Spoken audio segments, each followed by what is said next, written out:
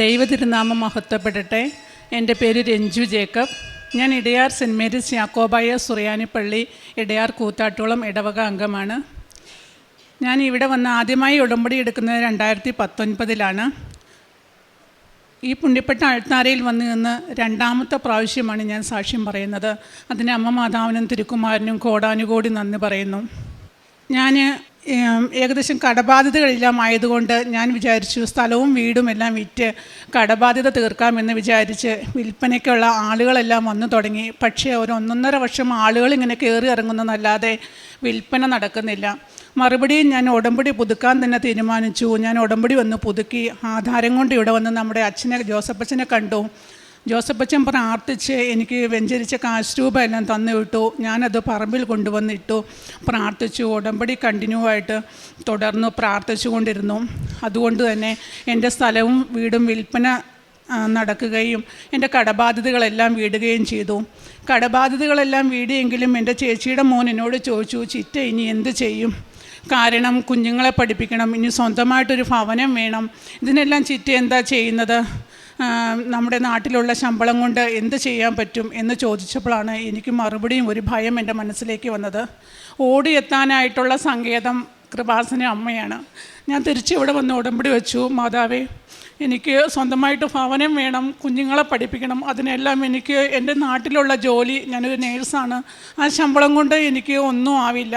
അതുകൊണ്ട് എനിക്ക് ആകപ്പാടെ ജോലിക്ക് പോകാൻ ഇഷ്ടം ഇസ്രയേലാണ്. എനിക്ക് അവിടെ പോകണം. ഒരുപക്ഷെ മുമ്പെല്ലാം അതിന് പോകാൻ ആഗ്രഹിച്ചപ്പോൾ ഒത്തിരി പൈസയാവും. അത്രയും പൈസ ഇല്ലാത്തതുകൊണ്ട് പോവാത്തതുകൊണ്ട് ഞാൻ എൻ്റെ ആഗ്രഹത്തെ മൂടി വെച്ചതാണ്. ഞാൻ മറുപടി ഇവിടെ വന്ന് ഉടമ്പടി പുതുക്കി ഞാൻ പ്രാർത്ഥിച്ചു, അമ്മേ എനിക്ക് ഇസ്രയേലിൽ പോകണം, ഇസ്രയേലിൽ പോകാൻ വേണ്ടിയിട്ട് അമ്മ എന്നെ സഹായിക്കണമെന്ന് പ്രാർത്ഥിച്ച് ഉടമ്പടിയിൽ പ്രാർത്ഥിക്കാൻ തുടങ്ങി. പ്രോസസ്സ് എല്ലാം ആരംഭിച്ചു.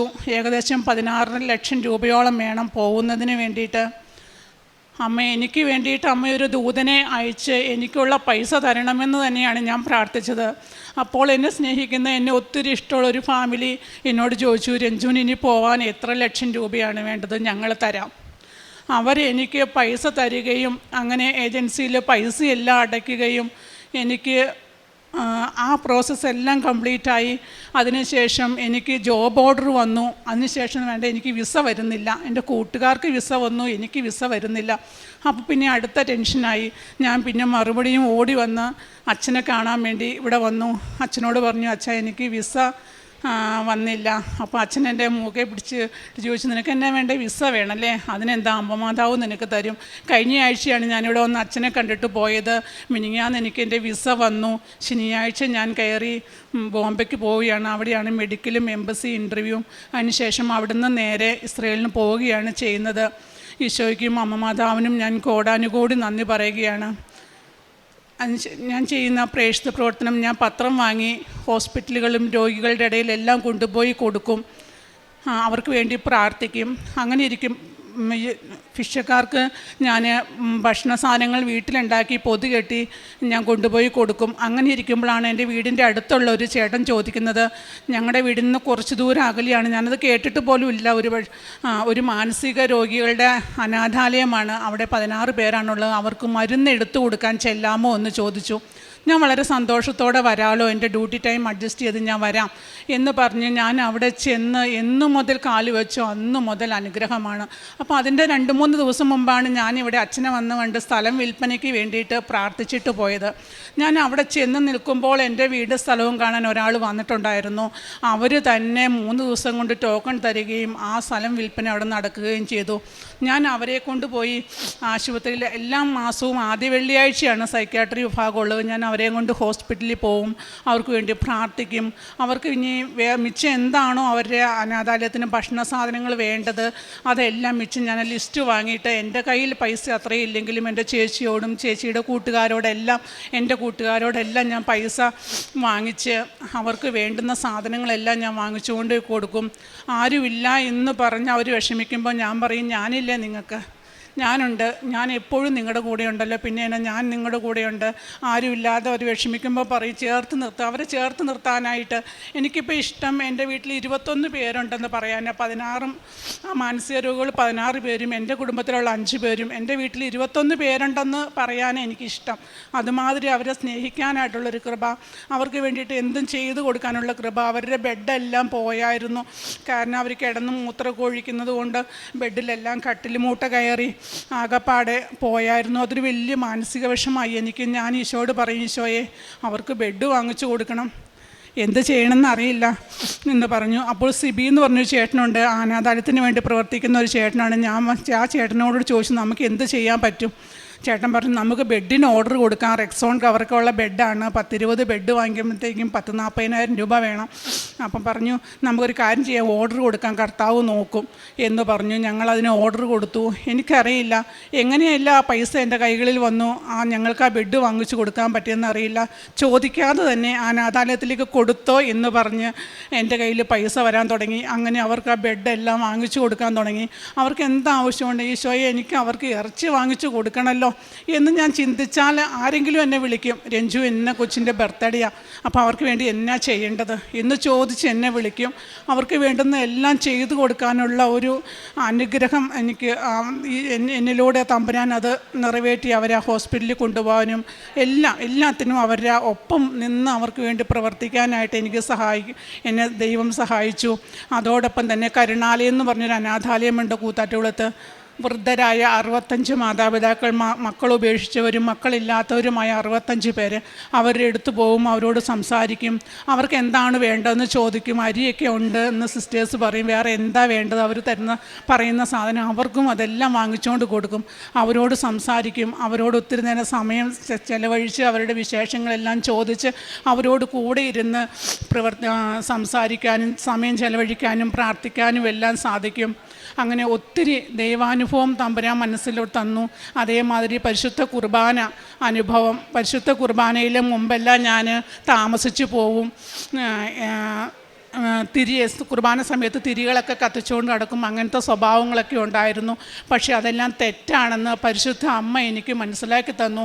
പരിശുദ്ധ കുർബാനയാണ് ഏറ്റവും വലിയ പ്രാർത്ഥനയെന്ന് അമ്മ എന്നെ പഠിപ്പിച്ചു. അതിനുശേഷം പരിശുദ്ധ കുർബാനയുടെ മുമ്പിൽ കൈകൂപ്പി നിൽക്കാനായിട്ട്, ആ മുറിയപ്പെടുന്ന ഈശോയെ കാണാനായിട്ട് എനിക്ക് സാധിക്കും. വിശ്വാസത്തോടെ കുർബാന സ്വീകരിക്കാൻ എനിക്ക് സാധിക്കും. ഇതെല്ലാം എനിക്ക് സാധിച്ചത് ഞാൻ വെറും 0. ഈ അമ്മ മാതാവ് കരം പിടിച്ചുകൊണ്ട് മാത്രമാണ്. അമ്മ ഈശോയോടൊപ്പം ഈശോയിൽ എത്തിക്കാൻ നമ്മളെ സഹായിക്കുന്ന ഒന്നാണ് ഈ ഉടമ്പടി. അങ്ങനെ അമ്മ മാതാവിൻ്റെ വലിയ അനുഗ്രഹം മൂലം ഈശോയെ കണ്ടെത്തുവാനായിട്ട്, എല്ലാവരെയും സ്നേഹിക്കുവാനായിട്ട്, ക്ഷമിക്കുവാനായിട്ട് ഒത്തിരി കൃപകൾ നൽകി ഈ ഉടമ്പടി മൂലം ദൈവം എന്നെ സഹായിച്ചു. ഈശോയ്ക്കും തിരുക്കുമാരനും കോടാനുകോടി നന്ദി ഈ പുണ്യപ്പെട്ട ആൾക്കാരിൽ നിന്നുകൊണ്ട് ഞാൻ പറയുന്നു. സങ്കീർത്തനങ്ങൾ 34 5 മുതൽ 7 വരെ തിരുവചനങ്ങൾ. അവിടുത്തെ നോക്കിയവർ പ്രകാശിതരായി, അവർ ലജ്ജിതരാവുകയില്ല. ഈ എളിയവൻ നിലവിളിച്ചു, കർത്താവ് കേട്ടു, എല്ലാ കഷ്ടതകളിൽ നിന്ന് അവനെ രക്ഷിക്കുകയും ചെയ്തു. കർത്താവിൻ്റെ ദൂതൻ ദൈവഭക്തരുടെ ചുറ്റും പാളയമടിച്ച് അവരെ രക്ഷിക്കുന്നു. രഞ്ജു ജേക്കബ് എന്ന ഈ സഹോദരിയുടെ വളരെ ഹൃദയസ്പർശിയായ മരിയൻ ഉടമ്പടി ജീവിതസാക്ഷ്യമാണ് നമ്മൾ കേട്ടത്. 14 തവണ ഉടമ്പടി പുതുക്കിയ ഒരു മകളാണ്. ഉടമ്പടി എന്തെന്നും എങ്ങനെ ജീവിക്കണമെന്നും വ്യക്തത കിട്ടിയ ഒരു സഹോദരിയാണ്. ആ വ്യക്തതയാണ് വാക്കുകളിൽ മുഴുവനും നമ്മൾ കേട്ടുകൊണ്ടിരുന്നത്. മകളുടെ ജീവിതത്തിലുള്ള കഷ്ടതകളെക്കുറിച്ചുള്ള ആദിയും ആകുലതയുമല്ല, മറിച്ച് ഉടമ്പടി ജീവിതത്തിലേക്ക് പ്രവേശിച്ചപ്പോൾ ലഭിച്ച ആത്മീയ ബോധ്യങ്ങളും കാഴ്ചപ്പാടുകളും എത്ര കണ്ട് ജീവിതത്തിൽ പ്രാവർത്തികമാക്കാം എന്നതിനെയാണ് മകൾ ഈ നാളുകളിലൊക്കെയും പരിശീലിക്കുകയും ജീവിതം മുന്നോട്ട് നയിക്കുകയും ചെയ്തത്.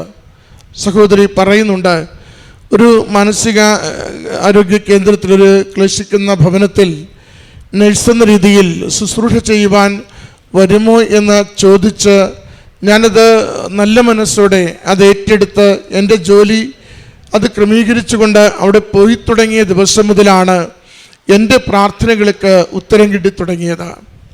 അതൊരു സത്യമായ മകളുടെ ഒരു സാക്ഷ്യമാണത്. വിശേഷവതിയായി എന്ത് ചെയ്യുമെന്ന് നിരന്തരം വചനം നമ്മോട് ചോദിക്കാറുണ്ട്. ഉടമ്പടി ധ്യാനത്തിൽ ശക്തമായി ജോസഫ് അച്ഛൻ നമ്മളെ ഒന്ന് കുത്തിവലിക്കുന്ന വിധം നമ്മോട് ചോദിക്കും, നിങ്ങളുടെ ജീവിതത്തിൽ വിശേഷവിധിയായി എന്താണ് ചെയ്യുന്നത്? സാധാരണ കാര്യങ്ങൾ ചെയ്ത് മുന്നോട്ട് പോകുന്നവരാണോ? യാന്ത്രികമായി ആത്മീയ ജീവിതം നയിക്കുന്നവരോ പ്രാർത്ഥിക്കുന്നവരോ ഞായറാഴ്ച കടം വീട്ടുന്നവരുമാണോ? നിങ്ങൾ അറിഞ്ഞുകൊണ്ട് മറ്റുള്ളവരുടെ ജീവിതത്തിൽ എങ്ങനെ ഇടപെടുന്നവരാണ്? ഇതാണ് ആ ചോദ്യത്തിൻ്റെ മൊത്തം പൊരുളും. അതാ സത്രത്തിൽ വന്ന് മുറിവേറ്റ് കിടന്ന സമരിയനെ ഏൽപ്പിച്ചിട്ട് ആ തിരികെ പോകുന്ന മനുഷ്യൻ ചെയ്യുന്ന അതേ മറുപടിയാണത്. വേണ്ടതെല്ലാം ഒരുക്കി കൊടുത്ത് മുറിവേറ്റവനെ ഏൽപ്പിച്ചു കൊടുത്ത് വേണ്ടത് ബാക്കി എന്തെങ്കിലും കൂടുതലുണ്ടായാൽ തിരികെ വരുമ്പോൾ തന്നുകൊള്ളാമെന്ന് ഉറപ്പ് കൊടുത്തു പോകുന്ന മനസ്സ്. എൻ്റെ ജീവിതം മറ്റുള്ളവർക്ക് സൗഖ്യപ്പെടുവാനും ആരോഗ്യം നേടുവാനും കണ്ണീരൊപ്പുവാനും അനുഗ്രഹിക്കപ്പെടുവാനും ജീവിത വഴികൾ തുറന്നു കൊടുക്കുവാനുമുള്ളതാണെന്ന് തിരിച്ചറിയുന്നവരാണ് വിശേഷവിധിയായി ജീവിതത്തിൽ ഓരോന്നും ചെയ്തു തുടങ്ങുന്നത്. സഹോദരി പറയുന്നുണ്ട്, അവിടെ അവർക്ക് ശുശ്രൂഷ ചെയ്യുമ്പോൾ എൻ്റെ വീട്ടിൽ ഇന്ന് 21 പേരുണ്ടെന്ന് പറയുവാൻ സന്തോഷമേ ഉള്ളൂ. കാരണം 1 മണിക്കൂർ 1.5 മണിക്കൂർ അവിടെ ചെലവഴിക്കുന്നു എന്നതിലല്ല, എൻ്റെ കുടുംബമായി വ്യക്തികളെ ഞാൻ മാറ്റിയെടുത്തു എന്നതിലാണ് ആ സാക്ഷ്യത്തിൻ്റെ മെറിറ്റുള്ളത്. പിന്നെ എൻ്റെ വീട്ടിലുള്ളവർക്ക് എന്തൊക്കെ ചെയ്യാമോ അതുപോലെ അവർക്ക് കൊടുക്കുവാനുള്ള ഒരു സ്വാഭാവികമായ ഹൃദയത്തിൻ്റെ സ്നേഹം, ദൈവസ്നേഹമാണ്. അവർക്ക് ബെഡ് മോശമാകുമ്പോൾ അത് വേണമെന്ന്, ഒരു നേരം ഇറച്ചി കൊടുക്കുവാൻ വേണ്ടി ആഗ്രഹിക്കുമ്പോൾ അത് വേണമെന്ന് സ്വയം അത് ഉള്ളിൽ നിന്ന് തോന്നുകയും നമ്മൾ ദൈവത്തിൻ്റെ സന്നിധിയിലേക്ക് ആഗ്രഹങ്ങളെ കൊടുക്കുമ്പോൾ അത് ജെന്യുവിനാണെങ്കിൽ, അത് വിശ്വസ്തതയുള്ളതാണെങ്കിൽ നാം പോലും അറിയാതെ നമ്മളെ ഉപകരണങ്ങളാക്കിക്കൊണ്ട് ദൈവം വലിയ കാര്യങ്ങൾ പ്രവർത്തിച്ചു കൊണ്ടിരിക്കും. സഹോദരി അതാണ് വാക്കുകളിലൂടെ സാക്ഷ്യപ്പെടുത്തിയത്. തൻ്റെ കയ്യിൽ നിന്ന് 40,000 രൂപ മുടക്കിയെന്നല്ല, തൻ്റെ കരങ്ങളിലേക്ക് അമ്മ മാതാവും ഈശോയും പല്ലലിലൂടെ ആ കാര്യങ്ങൾ കൂടാതെ എത്തിച്ചു തന്നുവെന്നാണ്. തൻ്റെ കയ്യിൽ നിന്ന് ഇറച്ചു വാങ്ങി കൊടുത്തതല്ല, മറിച്ച് ഇതൊരു നിയോഗം അമ്മയുടെ കരങ്ങളിൽ കൊടുക്കുമ്പോൾ ആരെങ്കിലും ഫോൺ വിളിച്ചിട്ട് വീട്ടിൽ ഇന്ന് വെഡ്ഡിങ് ആനിവേഴ്സറിയാണ്, ബർത്ത്ഡേ ആണ്, അവർക്ക് എന്ത് ചെയ്യാൻ പറ്റും, എന്താ വേണ്ടേ എന്ന് ചോദിച്ച് തന്നെ ഒരു ഉപകരണമാക്കി ദൈവം അവൻ്റെ പ്രവൃത്തികൾ തുടർന്നുകൊണ്ടിരിക്കുന്നതിൻ്റെ സാക്ഷ്യമാണ് ഈ സഹോദരി പങ്കുവച്ചത്. പ്രിയമുള്ളവരെ, ഉടമ്പടി ജീവിതം നമ്മളെ കുറേ കൂടി അൻപുള്ളവരാക്കി മാറ്റണം.